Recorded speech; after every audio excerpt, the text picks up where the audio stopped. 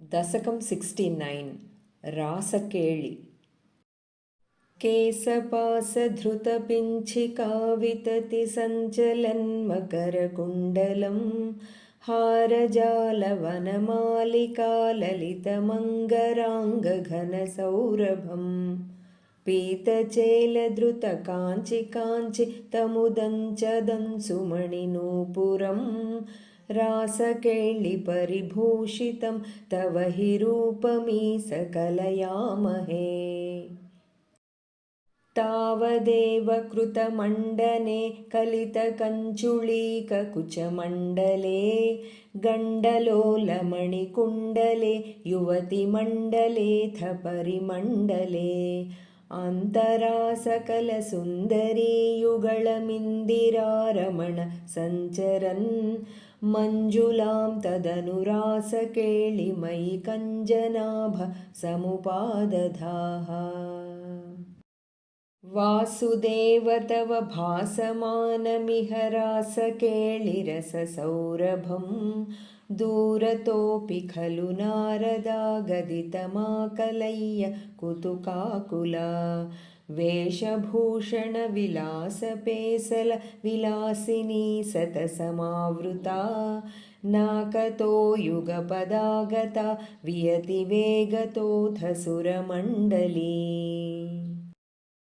वेणुनादकृततानदानकलगानरागगतियोजना लोभनीयमृदुपादपातकृतताळमेळनमनोहरं पाणिसङ्क्वणितकङ्कणं च मुहुरं सलम्बितकराम्बुजं श्रोणिबिम्बचलदम्बरं भजत रासकेळिरसडम्बरम्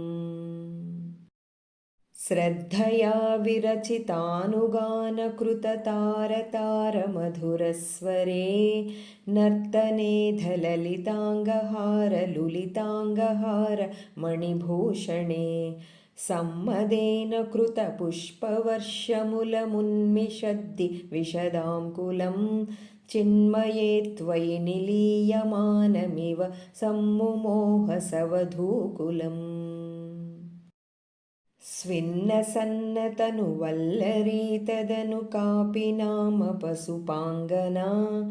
कान्तमं समवलम्बते स्म तव तान्तिभारमुकुलेक्षणा काचिदाचलितकुन्तला नवपटीरसारघनसौरभं वञ्चनेन तव सञ्चुचुम्ब भुजमञ्चितोरुपुलकाङ्कुरा कापि गण्डभुवि सन्निधाय निजगण्डमाकुलितकुण्डलं पुण्यपूरनिधिरन्ववाप तव पूगचर्वितरसामृतम् इन्दिराविहृतिमन्दिरं भुवनसुन्दरं हि नटनान्तरे त्वामवाप्य दधुरङ्गनाः किमु न सम्मदोन्मददसान्तरम् गानमीसविरतं क्रमेण किल वाद्यमेळनमुपारतं ब्रह्मसम्मदरसाकुलाः सदसि केवलं न ऋतुरङ्गनाः नाविदन्नपि च नीविकां किमपि कुन्तलीमपि च कञ्चुलीं ज्योतिषामपि कदम्बकं दिवि विलम्बितं किमपरं ब्रुवे मोदसीम्नि भुवनं विलाप्य विहृतिं समाप्य च ततो विभो केळिसंवृदितनिर्मलाङ्गनवघर्मलेशसुभगात्मनां मन्मथासहनचेतसां पशुपयोषितां सुकृतचोदितः तावदाकलितमूर्तिरादधित मारवीरपरमोत्सवान् केळिभेदपरिलोलिताभिरतिलालिताभिरबलालिभिः